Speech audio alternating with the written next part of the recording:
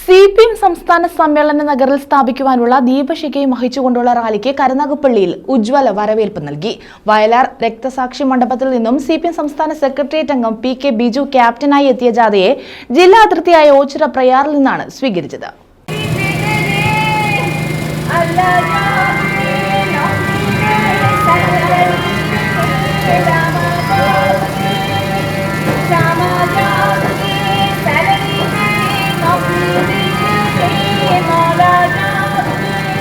CPM സംസ്ഥാന സമ്മേളന നഗരിയിൽ സ്ഥാപിക്കാനുള്ള ദീപശിഖയും വഹിച്ചുകൊണ്ടുള്ള റാലിക്കാണ് കരുനാഗപ്പള്ളിയിൽ വരവേൽപ്പ് നൽകിയത്. വയലാർ രക്തസാക്ഷി മണ്ഡപത്തിൽ നിന്നും CPM സംസ്ഥാന സെക്രട്ടേറിയറ്റ് അംഗം PK ബിജു ക്യാപ്റ്റനായി എത്തിയ ജാഥയെ ജില്ലാ അതിർത്തിയായ ഓച്ചിറ പ്രയാറിൽ നിന്നാണ് സ്വീകരിച്ചത്. ക്ലാപ്പന അജയപ്രസാദ് രക്തസാക്ഷി മണ്ഡപത്തിൽ നിന്ന് TN വിജയകൃഷ്ണൻ ക്യാപ്റ്റനായുള്ള ദീപശിഖ റാലിയും ഓച്ചിറ നൂറുദ്ദീൻ രക്തസാക്ഷി മണ്ഡപത്തിൽ നിന്ന് PB സത്യദേവൻ ക്യാപ്റ്റനായുള്ള ദീപശിഖ റാലിയും ഓച്ചിറയിലെത്തി പ്രധാന ജാഥയോടൊപ്പം ചേർന്നു. മണപ്പള്ളി മണിയൻ രക്തസാക്ഷി മണ്ഡപത്തിൽ നിന്നുള്ള B ശശി ക്യാപ്റ്റനായുള്ള ദീപശിഖ റാലി വവ്വാക്കാവിൽ വെച്ചും തൊടിയൂർ E ഭാസ്കരൻ രക്തസാക്ഷി മണ്ഡപത്തിൽ നിന്ന് R ശ്രീജിത്ത് ക്യാപ്റ്റനായുള്ള ദീപശിഖ റാലി പുതിയകാവിൽ വെച്ചും പ്രധാന ജാഥയിൽ ചേർന്നു. അത്ലറ്റുകളുടെയും ഇരുചക്ര വാഹനങ്ങളുടെയും അകമ്പടിയോടുകൂടി കരുനാഗപ്പള്ളി ടൗണിലെത്തി സമാപിച്ചു. തുടർന്ന് ചേർന്ന സമ്മേളനം ജാഥ ക്യാപ്റ്റൻ PK ബിജു ഉദ്ഘാടനം ചെയ്തു. രാജ്യത്തെ കോർപ്പറേറ്റ് മുതലാളിമാർക്ക് വേണ്ടി ഭരിക്കുന്ന പാർട്ടിയാണ് BJP.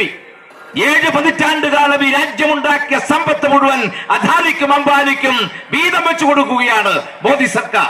നമ്മുടെ രാജ്യത്തെ പൊതുമേഖലാ വ്യവസായ സ്ഥാപനങ്ങൾ, രാജ്യത്തെ തുറമുഖങ്ങൾ, രാജ്യത്തെ വിമാനത്താവളങ്ങൾ, രാജ്യത്തെ ആയുധ നിർമ്മാണശാലകൾ, രാജ്യത്തെ സാമ്പത്തിക സ്ഥാപനങ്ങളായ LICയും അതിനനുബന്ധ സംവിധാനങ്ങളും, രാജ്യത്തെ ലാഭകരമായി പ്രവർത്തിക്കുന്ന പൊതുമേഖലാ സ്ഥാപനങ്ങൾ, ഓയിൽ കമ്പനികൾ, ONGC, Indian oil corporation, Bharat petroleum, Hindustan petroleum, അങ്ങനെ നവരക്ത മിനിരക്ത കമ്പനികൾ, പൊതുമേഖലാ കമ്പനികൾ, ഇതിനെല്ലാം കോർപ്പറേറ്റ് മുതലാളിമാർക്ക് വിറ്റഴിക്കുന്ന പണിയാണ്. T മനോഹരൻ അധ്യക്ഷത വഹിച്ചു. CB Chandrababu, V Vaseef, PB Sathyadevan, K Somaprasad, Susan Kodi, M Sivasankara Pillai, G Muraleedharan തുടങ്ങിയവർ പങ്കെടുത്തു.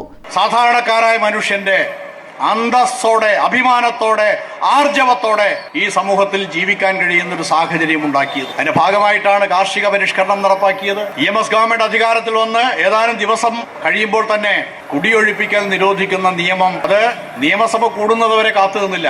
ഓർഡിനൻസ് ആയിട്ട് ആ നിയമം നടപ്പാക്കാൻ ഉള്ള നടപടികളാണ് സ്വീകരിച്ചത്. News bureau, Karunagappally.